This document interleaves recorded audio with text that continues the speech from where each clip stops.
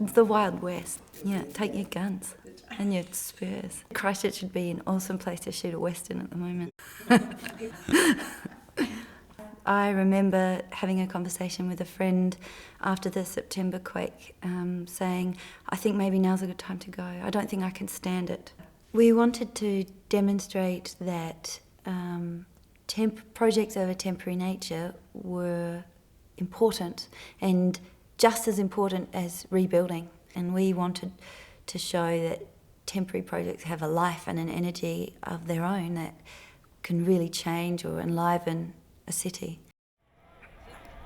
We were actually not in Christchurch for the September quake. We're in Wellington, performing at Bats, and it was in the middle weekend of us being up there. So that was very strange as well, being away. And knowing that there'd been this earthquake in Christchurch, we felt a bit foolish in some ways. It's like, what do you do with yourself? Should we cancel the tour? No, we can't cancel the tour. We're halfway through. And then does it have value when there's just been a major disaster? It's a time of great sadness, but also great positivity and great opportunity.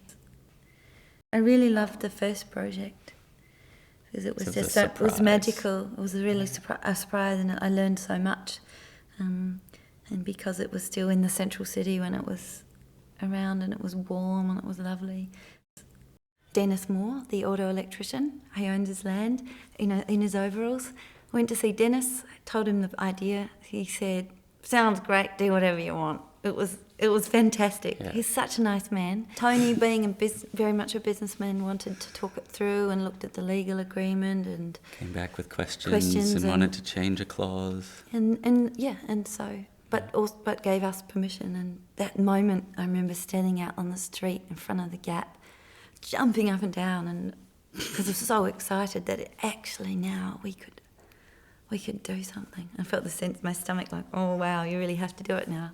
And so we put down fake turf, and we had potted plants and that we borrowed from people all around the community. A few days before we started, we thought, it'd be nice to have live music during the daytimes or maybe before the film screening. And Jeff Fulton from Chart, the Christchurch music organisation, helped us put a call out.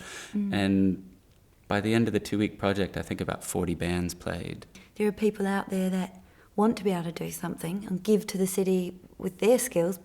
So let's find a way to help them be a part of this recovery and to help benefit the city as a whole. Dan Batchelor from Urban Paving collected a bunch of liquefaction silt from Hagley Park and decided to make pavers. He originally thought maybe they could make actual pavers for use in gardens, but the liquefaction's so crumbly that they have to blend it with some concrete, and even then it's not that durable. So they made those wee bricks that have kia kaha on them, and they decided that they wanted to give the money to charity, and they selected Gap Filler and Grading the Rubble. In 5 days, we're building this 10 square metre office for Gap Filler. It's using recycled materials, mostly from Christchurch and a few from other parts of New Zealand. We're showing that building is simple and fun and something that people can come together and do. It really has a lot of power to change the way Christchurch is perceived, creating opportunities for particularly younger people, I guess, to find opportunities, chance to experiment, do something innovative, cheaply, and then ultimately maybe stay here or even come here to try things out. Some of the most successful cultural cities like Glasgow or the Melbourne laneways that people always talk about, and the sort of, I'm convinced that the through line there, what has made these places successful, artsy, vibrant cultural places, is low rent places for people to experiment. The projects look like a bunch of people have just put them together. They don't look professional, they look kind of temporary and a bit lo-fi, but that means that they feel comfortable. Oh, I could do and this. I could do this, or I can help. I've got some chairs, do you want some chairs? Or I've got some old carpet, do you want?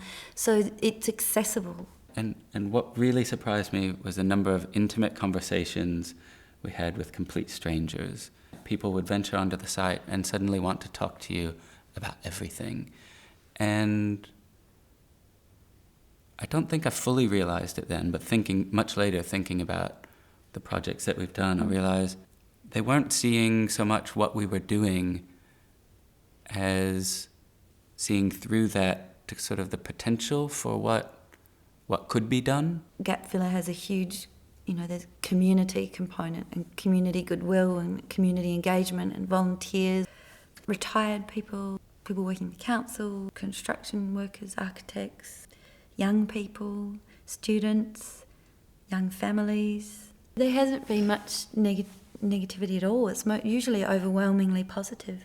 We did have a lady the other day in Sydenham who, with the temporary relocatable office project, come and tell us it was a disgrace, and I hope the council's not involved supporting this, and should be car parks. Sydenham needs more car parks. We need more car parks. Yeah. Ryan and I wrote a report for the City Council last year called Life in Vacant Spaces, and what that actually proposes is a new entity that is independent from the council, but supported by a council and enabled by council. That sole role is to facilitate connecting people with ideas with vacant spaces and managing the relationship. So all the things like the quality and the maintenance and the insurance. Covering the insurance. That entity, because we get lots of people suggesting ideas to us, but we're this big and the situation is this big, and so we don't want to be a bottleneck, nor do we want to monopolise projects on vacant sites. We want to share the knowledge so more people feel that they can do it.